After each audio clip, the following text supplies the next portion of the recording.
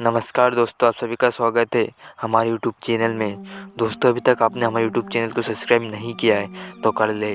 तो चलिए दोस्तों, शुरू करते हैं। दोस्तों, अभी तक आपने दिवाली की रात की पहला भाग नहीं देखा है तो उसे जाकर ज़रूर देखें। तो चलिए दोस्तों, बढ़ते हैं आज के दिवाली के दूसरे भाग की ओर।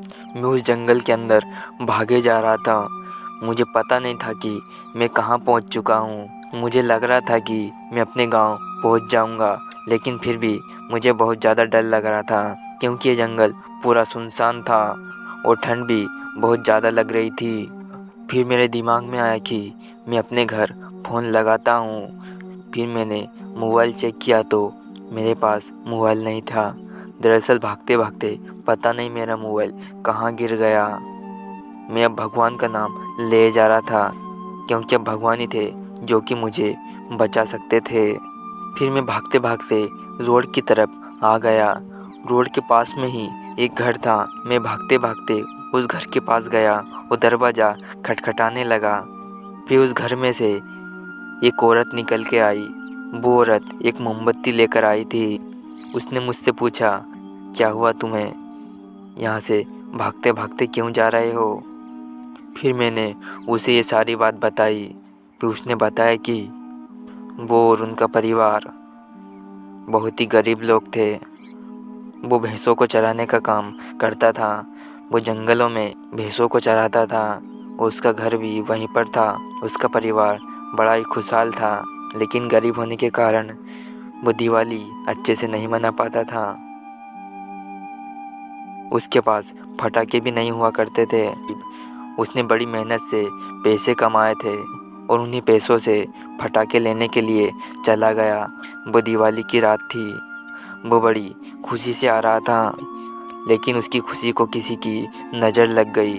वहाँ से एक ट्रक गुजरा और उसी ने उसको कुचल दिया और उसकी मौत हो गई। फिर उसके परिवार वालों को उसके बारे में पता चला। उसे देखकर उसकी माँ भी मर गई। उनके पिताजी बचे थे, वो भी अकेले नहीं रह पाए और उन्होंने भी अपने आप को फांसी लगा ली।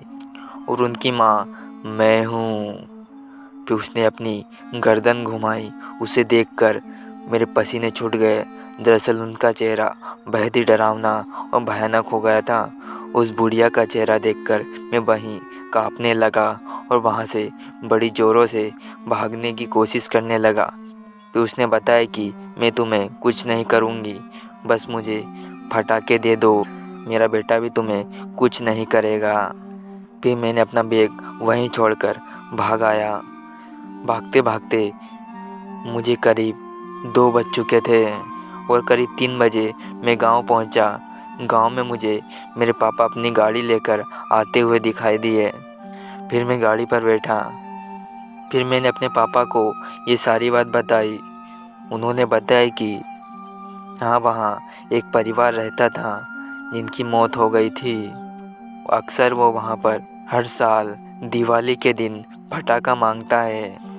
तो दोस्तों, आपको कैसी लगी ये कहानी कमेंट सेक्शन में ज़रूर बताएं। और अभी तक आपने हमारे यूट्यूब चैनल को सब्सक्राइब नहीं किया है तो कर ले। तो दोस्तों, मिलते हैं आपको इसी तरह की डरावनी और भयानक कहानी के साथ। तब तक के लिए बाय बाय।